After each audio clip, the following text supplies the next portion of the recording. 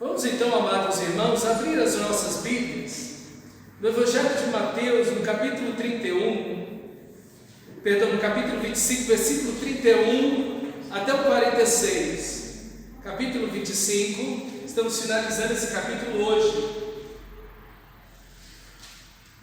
É o último texto que o nosso Senhor vai falar sobre a sua segunda vinda, que ele começou a falar no capítulo 24, quando ele foi questionado pelos discípulos. Agora ele vai fechar todo esse texto. Ele fala da sua segunda vinda, ele fala dos sinais da segunda vinda, ele fala também da destruição do templo em Jerusalém, como vai acontecer. E aí então ele emite 7 parábolas para preparar a sua igreja, preparar o seu povo para esse momento glorioso da segunda vinda. Essa última aqui, que nós vamos ver agora, tem alguns aspectos de uma parábola, mas não é totalmente uma parábola, ok? Então vamos ler o nosso texto.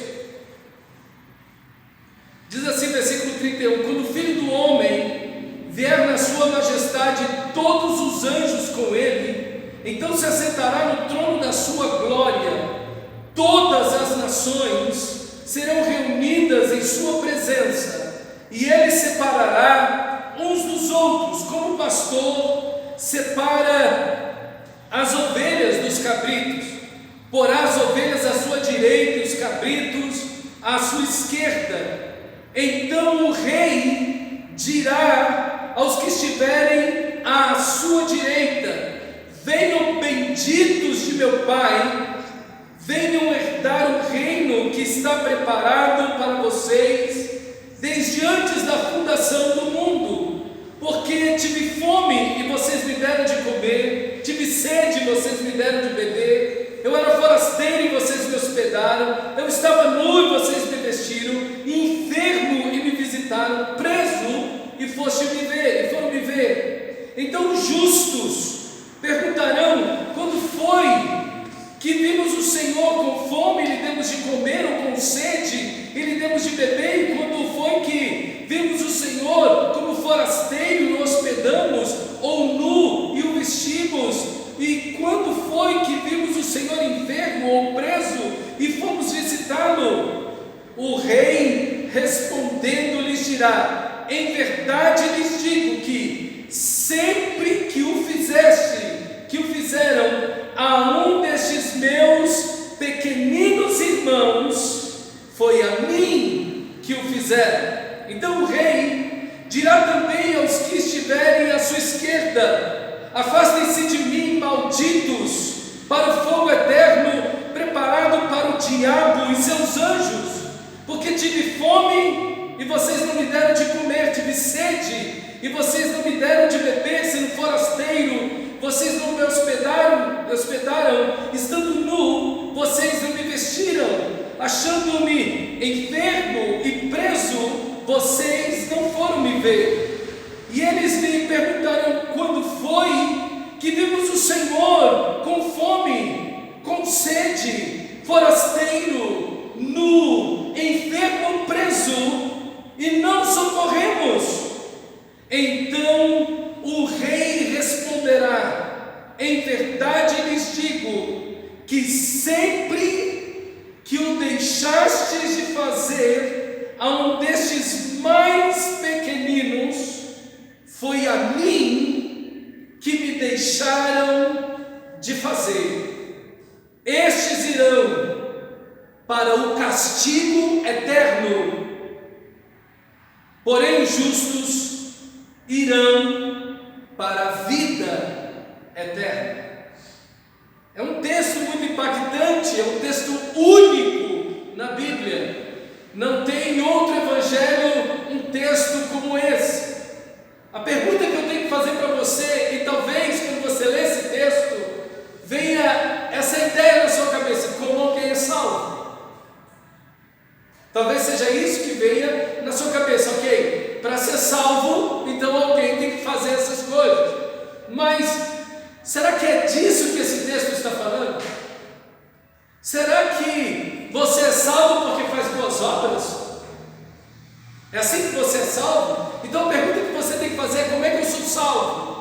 E nós vamos ver que não somos salvos por caridade, porque se dissermos que esse texto está falando de como ser salvo, então estamos na realidade afirmando que alguém é salvo porque faz boas obras. Não é disso que o texto fala, porque não é disso que todo o Novo Testamento, que a Bíblia inteira vai dizer. A Bíblia diz que pela graça sois salvos, mediante a fé. Isso não vem de vós, nem a fé e nem a salvação, isso não vem de vós, é um presente de Deus, não por obras, para que ninguém se glorie. Se você é salvo por boas obras, Jesus morreu em vão. Você pode se salvar. Se você pode se salvar, para que Jesus morreu na cruz? Não faz o mínimo sentido. E você, quando você diz que esse texto está falando de como ser salvo, você está dizendo que Jesus está se contradizendo, porque o próprio Senhor Jesus, em João capítulo 6, versículo 37, ele diz: todo que o Pai me der, virá a mim, e quem vier a mim, eu jamais o rejeitarei. Veja, todo que o Pai me der, é o Pai que nos conduz a Cristo, é o Pai que nos dá a Cristo Jesus, pois desci do céu, não para fazer a minha vontade, mas para fazer a vontade daquele que me enviou. E esta é a vontade daquele que me enviou, que eu não perca nenhum que Ele me deu, que Ele, o Pai, me deu, mas que eu os ressuscite no último dia. E aí então no versículo 44 ele diz: ninguém pode vir a mim, se o Pai que me enviou não trouxer, ou não o atrair. Nós somos atraídos por Deus. A salvação pertence ao Senhor, e eu o ressuscitarei, disse Jesus, no último dia. Paulo vai dizer isso claramente em Gálatas capítulo 2, versículo 16. Ele diz: sabemos que ninguém é justificado ou salvo pela prática da lei, mas mediante a fé em Cristo Jesus. Assim, nós também cremos em Cristo Jesus para sermos salvos pela fé em Cristo, e não pela prática da lei, porque pela prática da lei, Paulo afirma, ninguém será justificado. Em Romanos, no capítulo 3, versículo 20, novamente Paulo diz isso: visto que ninguém será salvo ou justificado diante de Deus por obras da lei, em razão de que pela lei veio o pleno conhecimento do pecado. Então, meu amado irmão, as boas obras, elas não são a maneira como somos salvos. As boas obras não são a raiz da salvação, mas o fruto ou os frutos da salvação. Nós somos salvos pela graça mediante a fé, e nós somos salvos para as boas obras. Então esse texto não está falando de como você é salvo. Ah não, eu fiz boas obras, então eu fui salvo. Eu sou salvo se eu faço boas obras. Essa é uma teologia muito católica. A teologia católica diz que você é salvo pela caridade e porque você faz penitências. Quando aquela água benta bate na sua cabeça a cada missa, seus pecados são perdoados. Isso não é bíblico.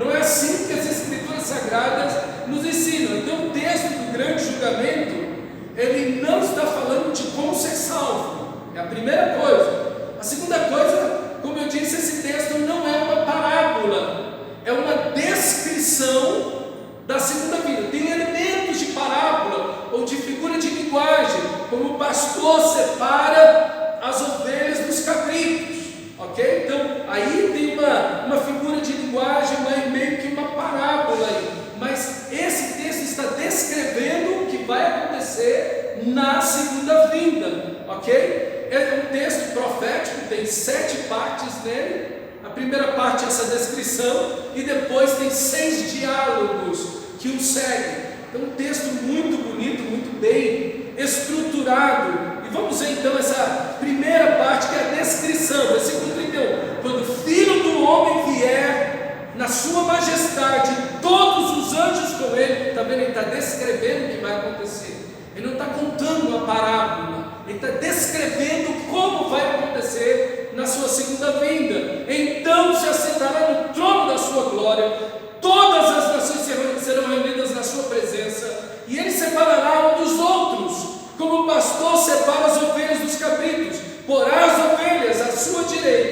e os cabritos à sua esquerda. Então, o texto fala do Filho do Homem. Quando essa expressão Filho do Homem aparece, ela quer nos fazer entender algumas coisas. Primeiro, que aí esse hiato, esse abismo entre o Deus Santo e os pecadores foi tirado. Por quê? Porque o Messias está presente. E aí a ideia do Filho do Homem, que você vai ver em Ezequiel, que você vai ver em Daniel, é esse Messias que virá. Esse hiato será diminuído, ele será apagado entre Deus e os homens. A segunda questão é que esse Messias, ele se faz carne e habita entre nós. Ele é o Verbo de Deus, ele é o Emanuel, é o Deus conosco. Mas ele também é o servo sofredor, que é a terceira ideia da expressão do Filho do Homem. Ele é aquele que vai tomar sobre si os nossos pecados, as nossas dores. Então, quando você vê essa expressão Filho do Homem nas Escrituras Sagradas, você vai entender essa expressão dessas três formas. Então, esse título aí maravilhoso. E quando ele vem para nos salvar, ele vem para nos resgatar. Veja nesse texto quantas imagens sobre qual a cristologia, quantas imagens, ideias de Cristo você tem nesse texto. Ele é o Filho do Homem, ele é o Messias, o servo sofredor, ok? A outra ideia é de que ele também, ele é o rei. O texto diz que ele é o rei vai sentar no seu trono. O texto diz que ele é o pastor que separa as ovelhas dos cabritos, ok? Ele também é o juiz, ele vai trazer a sentença de julgamento sobre justos e injustos. Ele também é um salvador, porque ele salva o seu povo, mas ele também é um irmão. Quando vocês fizeram um desses meus pequeninos irmãos, veja quantas imagens sobre Jesus existe só nesse texto, ok? Quando Jesus se apresenta na sua segunda vinda, ele se apresenta nessa totalidade maravilhosa de quem ele é. Ele é o nosso Messias, ele é o nosso rei, ele é o nosso pastor, ele é o nosso irmão, ele é o nosso salvador, ele é o nosso justo juiz, ele é o nosso Senhor, ele é o imperador do universo. Bendito seja o nome do nosso Senhor. E quando ele vier nessa descrição, ele virá, diz o texto, na sua majestade e na sua glória. Essa ideia da majestade, essa expressão é sempre usada para Deus no Antigo Testamento. Deus tem a sua majestade, isso são todos os atributos de Deus, toda a sua força, todo o seu poder, toda a sua glória. Todos os atributos de Deus são descritos numa só palavra, ou a sua majestade, ou a sua glória.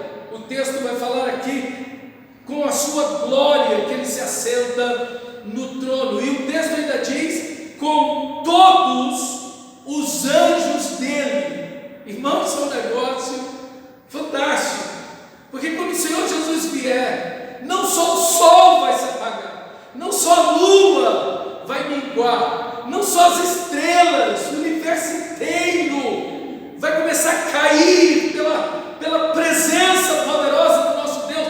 Não só a terra vai parar de girar, todo mundo vai estar olhando, não apenas isso, mas todos os anjos, todo o céu, tudo que existe nas regiões celestiais, todos os seres celestiais irão parar nesse momento. Tudo, ninguém, vai ser um evento não apenas mundial, que vai tomar o universo inteiro, mas vai ser um evento cósmico, onde todos os seres celestiais estarão com seus olhos, todos os anjos olhando para cá. E um dos motivos é para ver a glória do Senhor. Outro motivo é para ver o justo juiz e o rei em ação. Mas também são eles, os anjos, as testemunhas oculares da sua vida e da vida de cada ser humano que já viveu aqui. Na Bíblia a gente vê que Deus chama as pedras como testemunhas. Olha, eu tomo as árvores, ou eu tomo essa pedra aqui como testemunha, ou eu tomo as montanhas, ou eu tomo os céus como testemunha, para que eles denunciem aquilo que vocês estão vivendo, para que eles falem, comprovem o que vocês fizeram ou falaram. Assim também os anjos. Aquilo que as pessoas acham que estão fazendo no oculto, no escondido, está sob a presença de todos os anjos de Deus. E com certeza eles naquele dia estarão como testemunhas, olhando para cada ser humano, dizendo: esse aqui, meu Senhor, viveu assim. Foi isso que eu vi, foi isso que eu ouvi, foi isso que ele fez. Meu Deus. Irmão, não há nada oculto, disse Jesus, que não seja revelado. Deus chamou os céus inteiros para esse momento. Olha que texto grande nós temos diante de nós. Então ele separará, ele se assentará no trono da sua glória, como Mateus 28 vai dizer no mesmo texto: toda autoridade me foi dada nos céus e na terra. Então todas as nações, diz o texto, serão reunidas na sua presença. Todo olho verá, diz Apocalipse capítulo 1. Nós vimos no capítulo 24, no versículo 29 em diante, que todos os povos da terra se lamentarão e verão o Filho do Homem vindo sobre as nuvens do céu, com poder e grande glória, e ele enviará os seus anjos com grande som de trombeta, os quais enviarão os seus escolhidos dos quatro ventos de uma a outra extremidade dos céus. Veja, todos os anjos, todas as nações estão ali. Ninguém, acabou a agenda do mundo teve um fim nesse momento. As nações perderam sua agenda. Ninguém pode dizer: olha, volta outro dia porque eu estou ocupado, vem outro dia porque eu estou fazendo um atendimento, eu estou fazendo um grande negócio, hoje eu vou ficar bilionário, então venha outro momento. Não tem isso. Os céus param, a terra para, todas as nações que existiam. E a palavra grega ketenia quer dizer todos os povos, todas as tribos, todas as línguas. Não importa se aquele povo tinha 500 pessoas, 50 pessoas ou milhões de pessoas, não importa. Todas as nações, todas as etnias que já existiram e foram extintas, as que existem, as que existirão, todas as nações estarão diante do nosso Senhor. Ninguém vai ficar sem ver a segunda vida. O inferno vai estar olhando para cá, os céus estarão olhando para cá. Tudo e todos, todo olho verá. Vai ser um negócio extraordinário.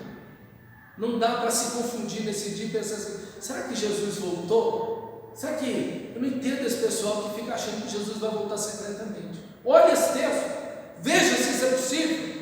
Um evento dessa magnitude não voltou secreto. Da onde você tirou isso, Jesus Cristo? Não faz o mínimo sentido um negócio desse, que alguém diz que Jesus voltou secreto e os crentes desapareceram da terra. E agora o povo quer vir para a igreja para ler a Bíblia, mas não consegue entender a Bíblia. Da onde está isso? Não há um texto bíblico para me mostrar um negócio desse. Mas o texto sagrado aqui mostra algo extraordinário, é algo único, é ímpar. Irmão, quando o Senhor Jesus vier, todos os montes e ilhas se moverão do seu lugar. Nada vai ficar contado. Tudo vai mover do lugar. Os céus e a terra agora existem desolados por fogo. Acabou. Ele vai fazer novos céus e nova terra onde habita a justiça. Então todas as nações estarão reunidas, como disse Paulo em Filipenses capítulo 2, todo joelho se dobrará, toda língua confessará que Jesus Cristo é Senhor, para a glória de Deus Pai. E ele vai separar as ovelhas dos cabritos, ok? Era algo muito comum que acontecia naquela época. As ovelhas e os cabritos andavam sempre juntos, estavam juntos, e os pastores tomavam conta deles, e geralmente eles separavam os cabritos, as ovelhas, em certos momentos. Às vezes, quando estava muito frio, os cabritos não tinham condição de ficar ao relento, então, por causa da falta pouca pelagem, então colocavam eles no redil, e as ovelhas, por causa da pelagem, conseguiam ficar ao ar livre, ou quando o pasto era muito escasso, então eles faziam algumas divisões. Mas o texto distinção aqui. E assim está a igreja. Todo verdadeiro filho de Deus está assim. Nós estamos no meio das nações. O povo de Deus está no meio das nações, de todos os povos, tribos, línguas, raças, nações. Está o povo de Deus misturado em todos os lugares. E quando todas as nações estiverem reunidas, o Senhor vai separar o seu povo daí. E Ele vai pegar as suas ovelhas e botar à sua direita, e os cabritos à sua esquerda. É isso que vai acontecer. Os anjos do Senhor vêm e arrebatam a sua igreja ao encontro do Senhor nos ares. E estaremos para sempre com o nosso Senhor. E aonde está o povo de Deus? No meio das nações, de todos os povos, tribos, línguas, raças, culturas, etnias, em todos os tempos. Ali está o povo de Deus, e eles serão trazidos para o Senhor. Às vezes nós não vemos muita distinção entre um crente ou não crente, enfim, a distinção às vezes, e a aparência física, então, menos ainda é possível distinguir. Mas Deus conhece os seus eleitos, e não vai ficar nenhum perdido no meio da multidão. Cada anjo já tem o eleito que ele vai tomar para si. Eita glória! Você já tem um anjo preparado. Ele disse: olha, esse aqui vai buscar o irmão Jacob. Então você já tem o nome dele, o endereço dele. Você sabe onde ele vai estar naquele dia. Então você fica preparado, porque quando voltar, é ele que você vai catar. Ressuscitado ou vivo naquele momento, ele vai estar lá em pé e eu vou glorificar. Então você vai trazer ele para mim. Que coisa extraordinária, meu irmão, belíssimo. Agora, o primeiro diálogo. Ok? Você tem a descrição. Agora o primeiro diálogo, versículo 34. Então o rei dirá aos que estiverem à sua direita: venham, benditos de meu Pai, venham herdar o reino que está preparado para vocês desde a fundação do mundo, porque eu tive fome e vocês me deram de comer, tive sede e vocês me deram de beber, eu era forasteiro e vocês me hospedaram, eu estava nu e vocês me vestiram, enfermo e me visitaram, preso e foram me ver. Então o rei soberano vem e envia aqui os seus anjos. Está aqui o seu povo junto a ele, e então os céus é isso: venham, benditos do meu Pai. O inferno é: apartem-se de mim, afastem-se de mim, malditos. Aqui o céu é: venham, benditos, abençoados de meu Pai. O céu é estar mais perto de Deus. O inferno já é como as pessoas estavam, longe de Deus, e elas vão ficar longe de Deus com todas as consequências do juízo eternamente. Ok? Esse reino maravilhoso eles vão herdar. E veja, eles são filhos. Eles só herdam porque eles são filhos. Eles nasceram de novo. Neles está o Espírito Santo. É o selo. Como é que eu sei que é um grande cristão de verdade? Ele tem o Espírito Santo.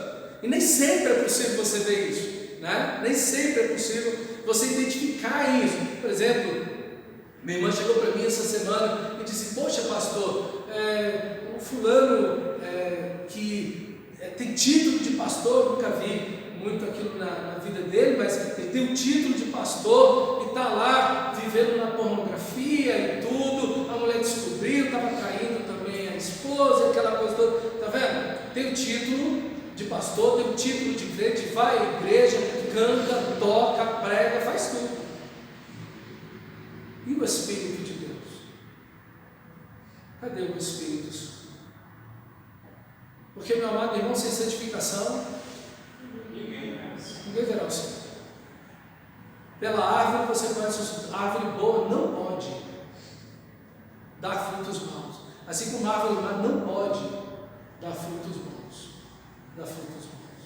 Então, meu amado irmão, a primeira vez que eu vi esse cara, eu falei: esse cara é um gaiato, esse cara é um pilantra.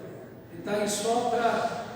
Foi a impressão que eu tive imediata da vida dele. Infelizmente é a situação. Meus irmãos, aqui o que temos são aqueles que são verdadeiramente cristãos. Venham, benditos do meu Pai, herdar o reino. Eles têm o Espírito Santo.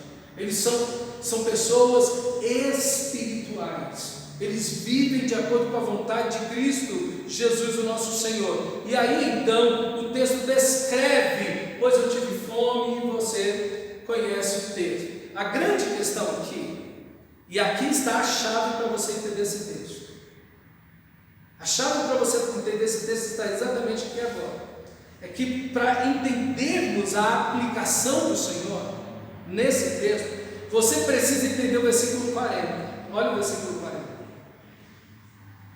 Ele diz: eu tive fome, eu tive sede. Aí os justos respondem: mas Senhor, quando é que te vimos assim?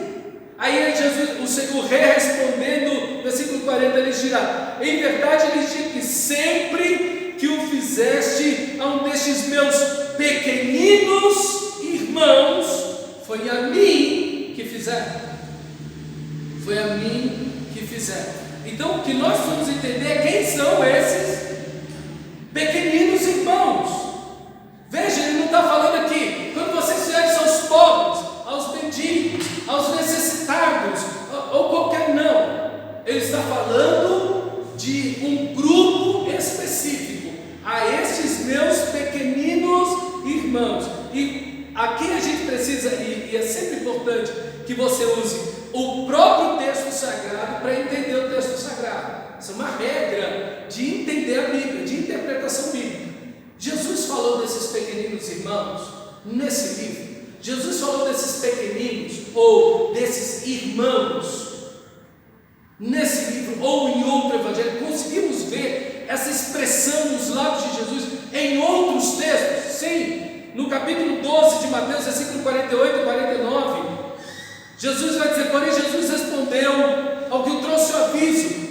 A mãe de Jesus está lá fora, não consegue entrar na casa, os irmãos de Jesus estão lá do lado de fora junto com a mãe de Jesus, ninguém consegue entrar, a casa está lotada de gente, muitos milagres acontecendo. Então Jesus respondeu ao que lhe trouxe o aviso: quem é minha mãe e quem são os meus irmãos?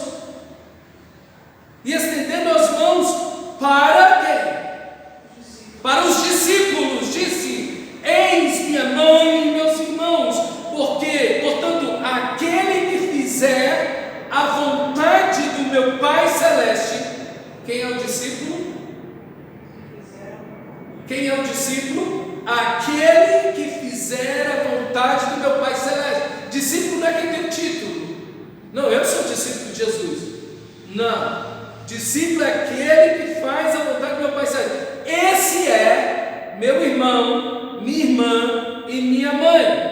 Novamente, agora no capítulo 23, versículo 8, novamente o Senhor Jesus vai dizer: mas vocês não serão chamados de mestres, porque um só é mestre de vocês, e todos vocês são irmãos. Novamente a ideia dos meus pequeninos irmãos, novamente a ideia de irmãos.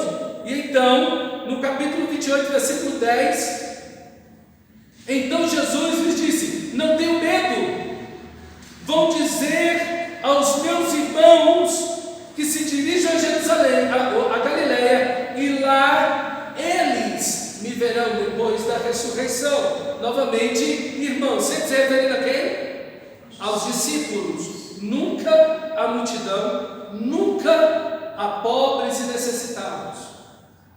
Lucas capítulo 12, aqui fica mais claro ainda. Lucas capítulo 12, versículo 31: busquem antes de tudo o reino de Deus, e estas coisas lhes serão acrescentadas. Não tenham medo, ó pequenino rebanho. É a mesma ideia do texto de Mateus. Um rebanho, o pastor separa as ovelhas dos cabritos, e um pequenino. É a mesma ideia, ó pequenino rebanho, porque o Pai de vocês se agradou de dar-lhes o seu reino. Veja a mesma ideia de Mateus. O reino é dado a quem? A esses pequeninos que são o rebanho dele. Vendam os seus bens e deem esmolas. Façam para vocês mesmos bolsas que não se desgastam. Veja, ele está falando de dinheiro aqui. É a mesma coisa que ele está falando no capítulo 25 do nosso texto. Ele também está falando de dinheiro. Eu tive fome, eu tive sede, eu estava nu, eu estava enfermo, preso, enfim, você usou os bens que você teve para me servir. Tesouros inesgotáveis nos céus, onde o ladrão não chega, nem a traça corrói, porque onde estiver o vosso tesouro, aí também estará o coração de vocês. Então o tema que se trata aqui, o tema a ser tratado com todas as nações da segunda vinda, é que tipo de relacionamento tiveram com Cristo e com seu povo. O dia do juízo vai ter um tema, e o tema é esse: qual o tipo de relacionamento que vocês tiveram comigo através do meu povo? Eu tive fome, disse Jesus. E Jesus diz eu 12 vezes nesse texto. Ele se coloca em primeira pessoa 12 vezes nesse texto.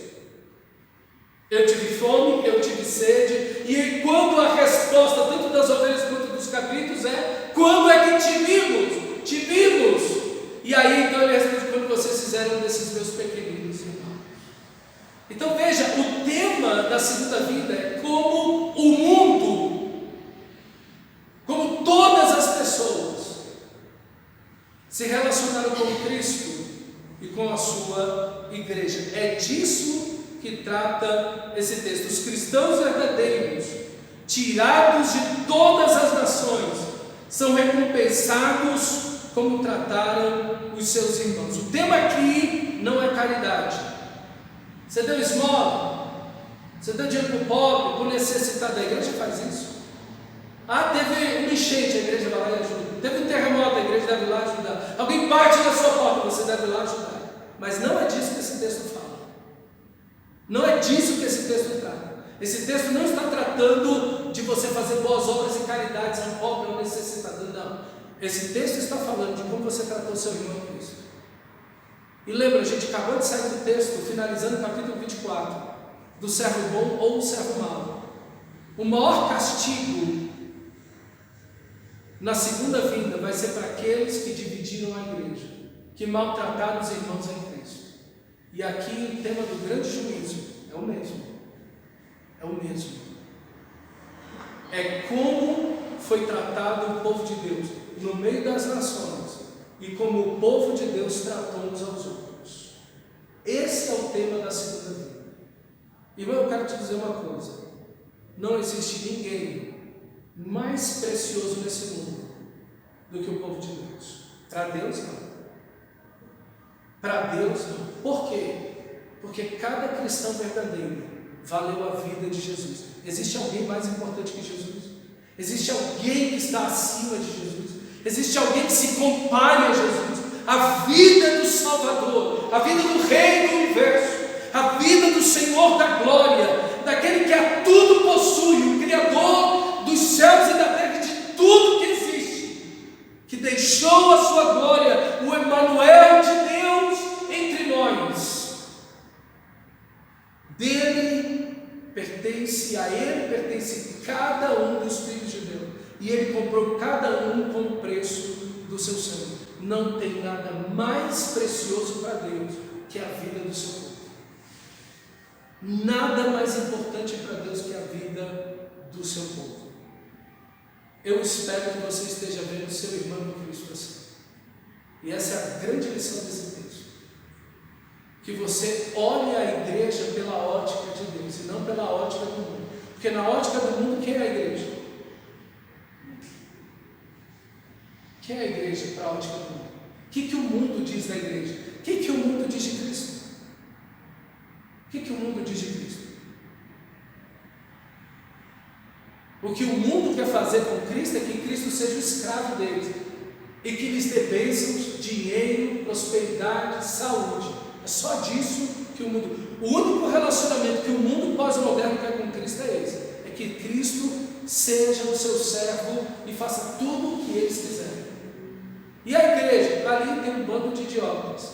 Ali tem um bando de gente fracassada. Ali tem um monte de gente inútil. É isso que o mundo, na sua grande maioria, pensa da igreja. E a igreja, os cristãos, são, falando de religião, a religião mais perseguida no mundo. Mais de 300 mil cristãos morreram no início do século XX e ninguém noticiou nada disso. Nós temos mais de 100 mil crentes em Cristo presos na Coreia do Norte. Ninguém fala disso. Nós temos o evangelho sendo perseguido como nenhuma religião é perseguida no mundo, e a imprensa não fala nada disso, nem a imprensa da direita, nem a imprensa da esquerda. Ninguém fala disso. Meus irmãos, como o mundo trata os crentes. Esse é o tema da segunda vinda. E como você, cristão, tratou os seus irmãos. Porque é um ajuste de contas para mim e para você. Eu espero que você não veja a igreja como o mundo vê. Não, é culto, os irmãos. Você imagina como a igreja era vista nesse momento que Jesus disse isso? Um bando de pobre, desnutrido. A maioria da igreja era feita de escravos, analfabetos, órfãos feios e viúvas que ninguém queria. Como é que o mundo trata essa gente? Como é que o mundo trata esse povo? São deles, comprados pelo sangue de Jesus, o reino que o rei preparou. Meu irmão, olha, cuidado para você nunca desprezar seu irmão em Cristo, porque ele vale o sangue de Jesus. Você não sabe o quanto você é importante para Deus. Como Agostinho dizia, alma minha, o quanto você ama. E é de fato, irmãos, somos tão amados por Deus. E Ele cuida tanto da gente que cada fio de cabelo da sua cabeça conta. Ele diz que cada fio de cabelo da sua cabeça não se perderá. Meu irmão amado, como o nosso Deus tem amor e zelo e cuidado pelo seu povo. Tiago vai dizer, não é com zelo que o Espírito Santo atende por nós. Ele tem ciúme de nós, tem zelo de nós, paixão, amor ardente pelas nossas vidas. Esse cuidado maravilhoso por mim e por você, meu amado irmão. Então, o nosso tema aqui não é se damos esmolas ou não, e a igreja deve fazer boas obras, a igreja deve fazer, e nós aqui fazemos, da cesta básica, para quem não é um cristão, para quem é ateu, não importa. A gente quando sai para distribuir aqui os 400 pés de alface aqui, a gente não pergunta, você é um filhinho amado? Não, não sou, eu nunca nasci de novo, então vai para lá, porque o alface aqui é só para quem não é isso. Ok? A igreja vai lá, abraça, ama, acolhe, não importa se a pessoa é cristã ou não tem nenhum. Quando Jesus multiplicou pão, Ele multiplicou pão para mais de 5.000 homens, fora mulheres e crianças, que deu aí para mais ou menos 20.000 pessoas, como diz De Acaso, multiplicou-se gente para todo lado. No dia seguinte, os 20.000 foram embora, ninguém queria Jesus. E Ele sabia disso. Ele falou, vocês só vieram aqui porque vocês acharam que aqui é um mercado. Vocês só voltaram por causa do pão, mas Ele mesmo assim multiplicou o pão para os 20.000. A igreja não deixa de fazer boas obras, caridade a quem quer que seja. Nós estamos preocupados com todo o sofrimento humano, especialmente o sofrimento que é eterno, mas nós estamos preocupados com todo o sofrimento humano. Mas esse texto está falando de como nos relacionamos com os nossos irmãos e como o mundo se relacionou com Cristo através da igreja. Porque a maneira de tratar mal a igreja é que primeiro se trata mal a Cristo. O reflexo de se tratar mal o seu povo é porque trata mal o Senhor deste povo que é a igreja, ok? Então, como o nosso texto sagrado vai nos chamar aqui, o que precisamos pensar, meus irmãos, é como estamos tratando os nossos irmãos. É a segunda vez que nessas 7 parábolas o texto nos chama a atenção para como estamos tratando os nossos irmãos. Você imagina se Deus aprova divisão diante de um texto desse? Se Deus aprova fofoca num texto desse? Se Deus aprova difamação num texto desse? Brigas dentro da igreja num texto desse? Meu irmão, esse texto não admite, a Bíblia não admite nenhum tipo de divisão, nenhum tipo de discórdia dentro da igreja. O que deve imperar dentro da igreja é esse amor. E é interessante que esse amor que nós temos pelos irmãos é primeiro um amor a Cristo. O valor que você dá ao seu irmão está ligado diretamente ao valor que você dá a Cristo. O valor que você dá a essa igreja tem relação direta e primeira com o valor que você dá a Cristo. Se você tem uma visão grande de Cristo, se você ama a Cristo, se você valoriza a Cristo, então você vai amar a sua igreja, você vai valorizar a sua igreja e ver que a igreja é o povo mais importante, é a coisa mais importante que existe nesse mundo, é a igreja de Cristo, é o povo de Deus. Por quê? Porque pertence a Cristo Jesus. Então a sua visão vai mudar completamente. O que a gente tem visto, irmão, é que as pessoas estão com uma visão cada vez mais parecida com a visão mundana do que com uma visão cristã, dentro da própria igreja. Elas estão dispostas a dividir, a abandonar, a brigar, a falar mal, a xingar, a deteriorar a vida das pessoas, a romper os relacionamentos. E acham que isso não vai ter significado e importância nenhuma. Sabe o que é, irmão? Você não entendeu ainda. Quando Saulo estava perseguindo a igreja, Jesus se colocou na frente dele e disse o quê?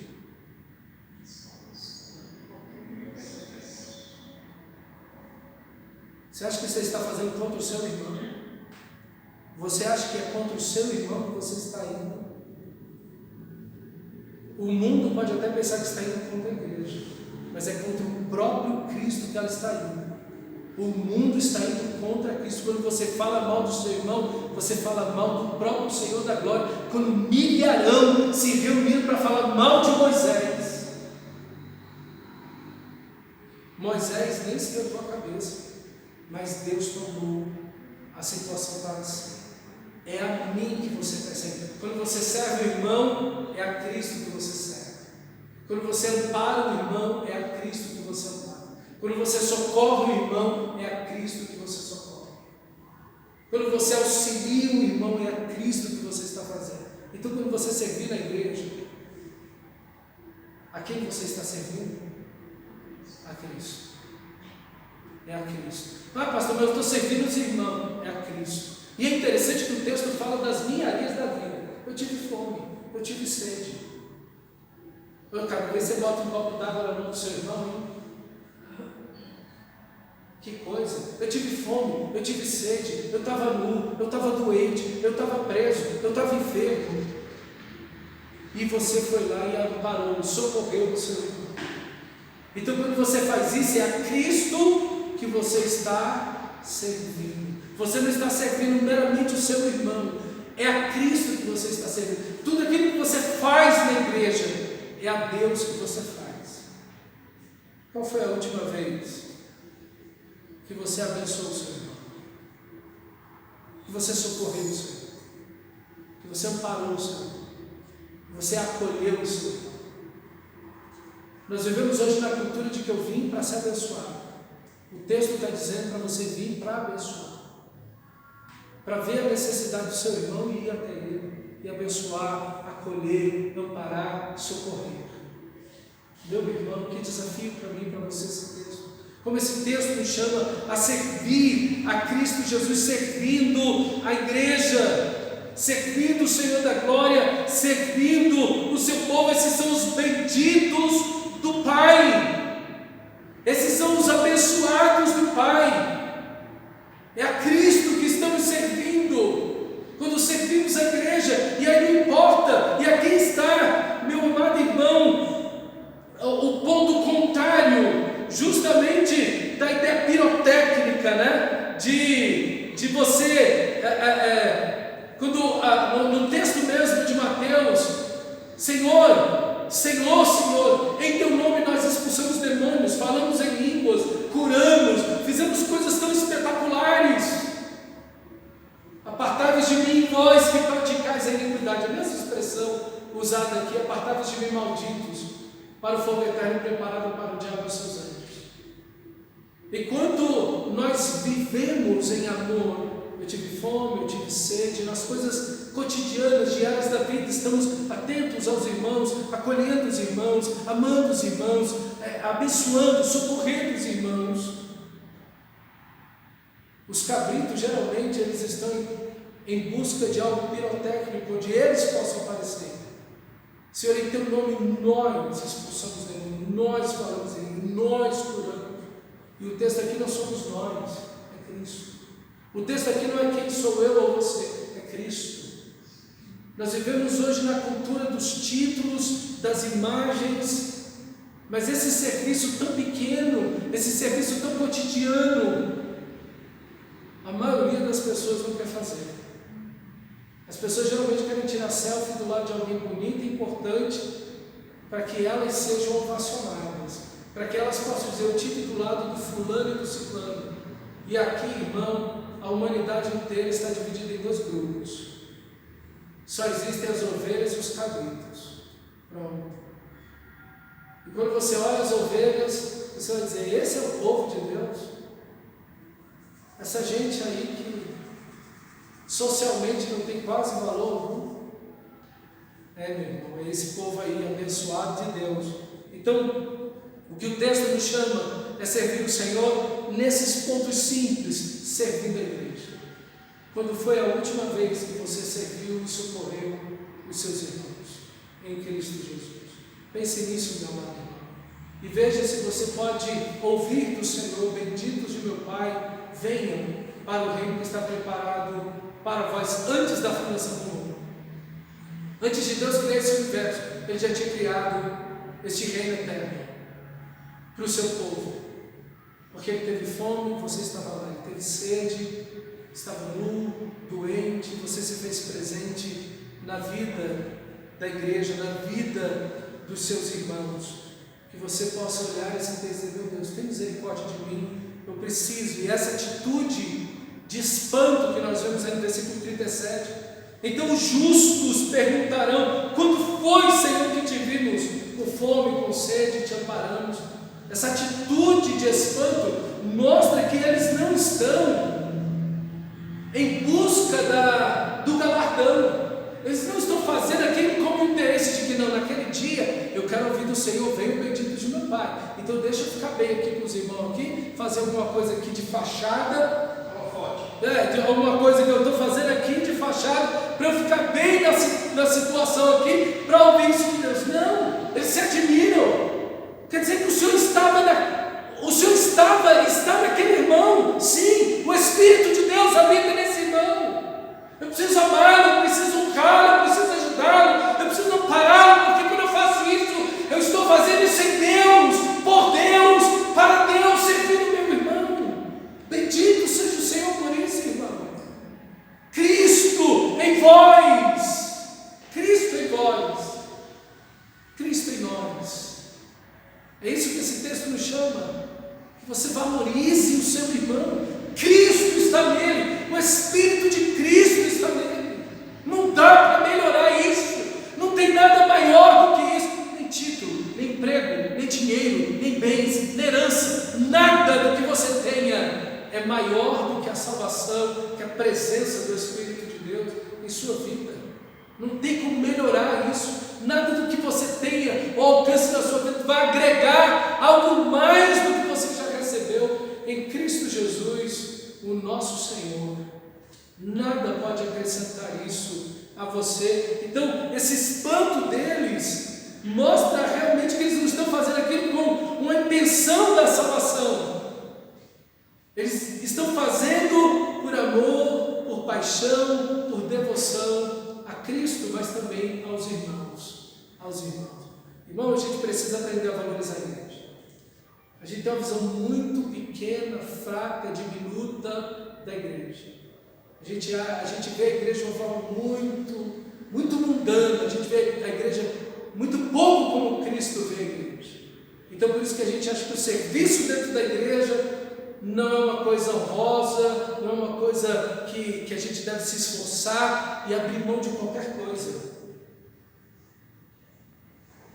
Porque no dia do juízo, irmão, você não vai ter nada, absolutamente nada junto com você.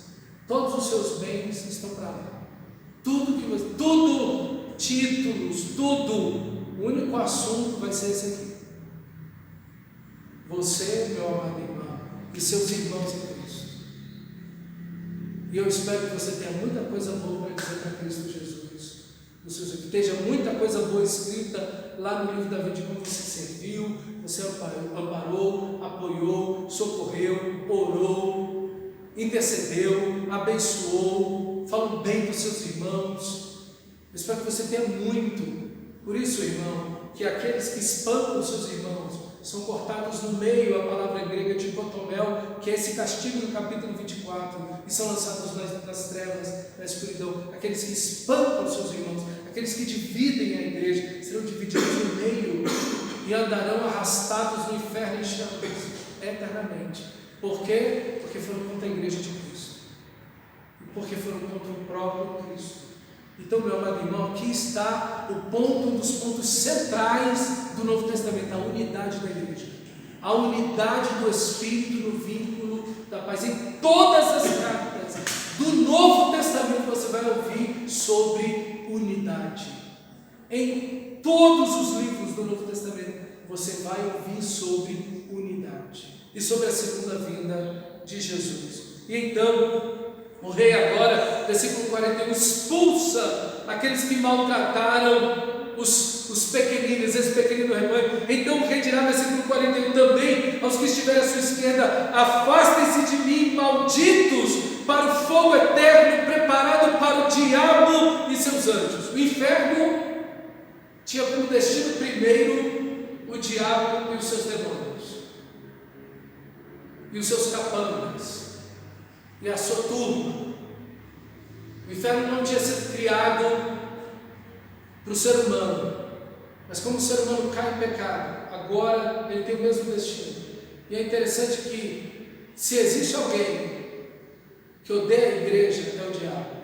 No livro de Apocalipse fala do dragão que está querendo devorar o filho que nasce daquela mulher vestida do sol, e é o próprio dragão, que é a antiga serpente, o diabo, Satanás, diz o texto, que corre atrás da mulher para matar a mulher.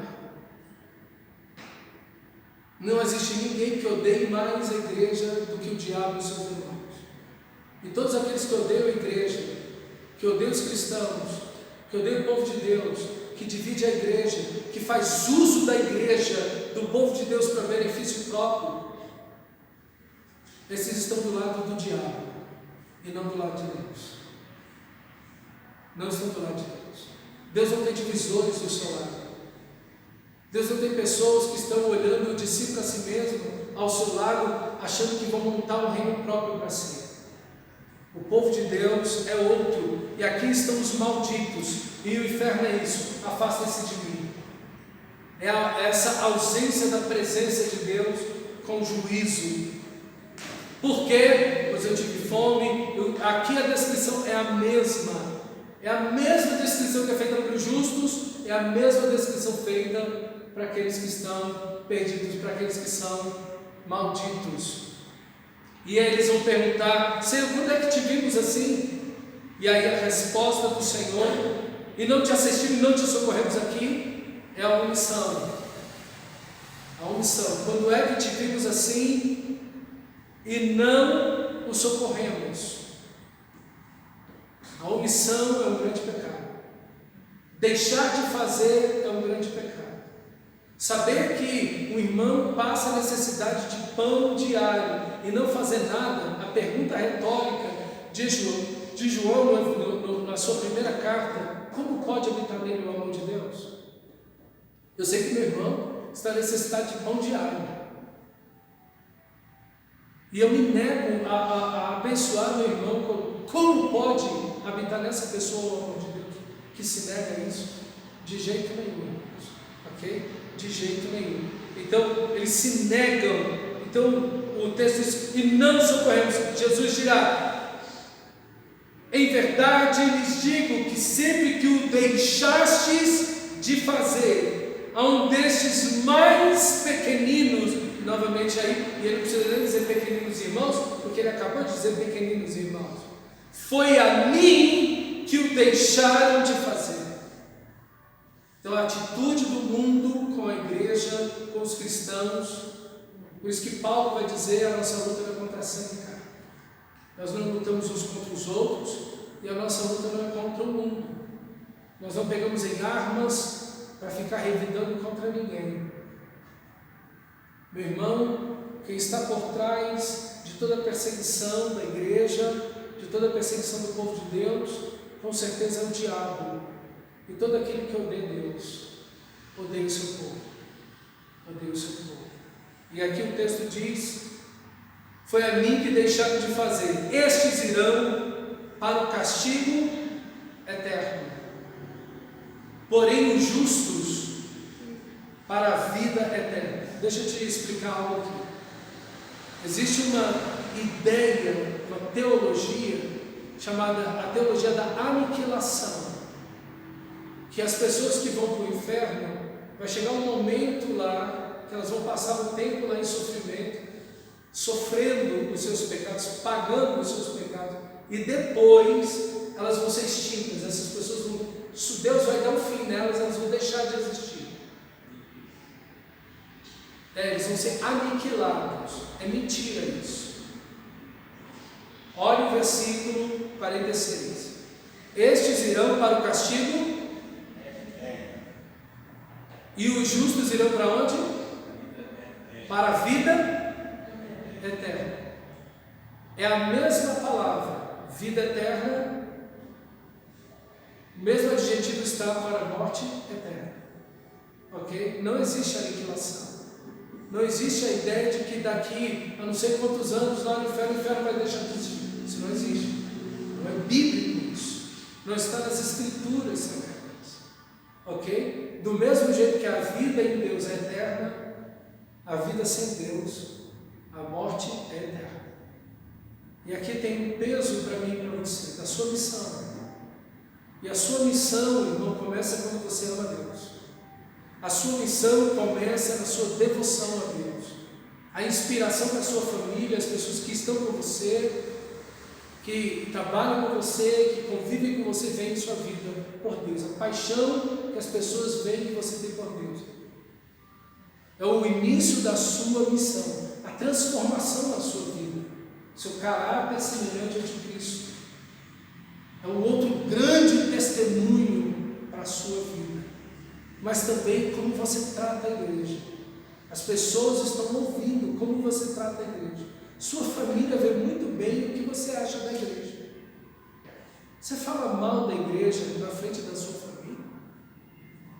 Você fala mal da igreja, do irmão em Cristo, na frente de alguém que não é crente? Você faz isso. Você vê que não está colocando uma pedra de tropeço naquela pessoa. Ah, pastor, mas é verdade. Se é verdade, vai lá e conversa com o teu irmão, como disse Jesus. Vai lá e resolve com ele. Não é para você sair falando para ninguém, é para você ir lá no seu irmão e conversar com o seu irmão. O que é que tu está falando isso para outras pessoas? E ainda não crentes. Que mau testemunho é esse? Esse é um evangelismo que você está fazendo? É um evangelismo isso? Meu irmão, a gente não fala mal da igreja com não crente.